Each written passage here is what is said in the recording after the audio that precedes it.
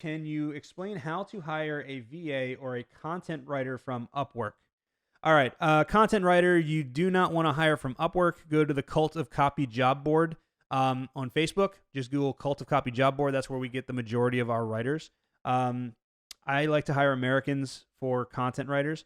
Virtual assistant, what you want to do is when you hire them is pretty simple. You just follow the steps, but interviewing them is the important part. What you want to do is you want to make sure to ask them questions that they cannot Google, because you want to make sure that you're able to communicate with them. So, ask them questions like, what do you do for fun? Tell me about your family. What are your hobbies? Different things like that.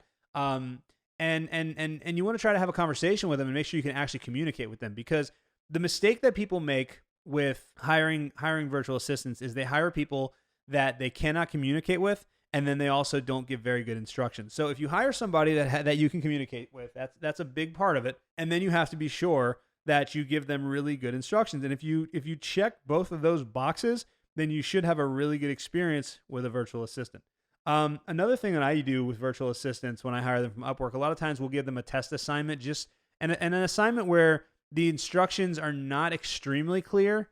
So for example, what I would do is I would say, here's an Excel document. Make me a list of all of the estate planning lawyers in Nashville, Tennessee. And when I actually give them a real assignment, I would give them much better instructions. But I want to see how they do with just kind of not great instructions. Because if they can do a good job when I don't give them great instructions, then they're going to do a phenomenal job when I actually give them really, solid step-by-step instructions.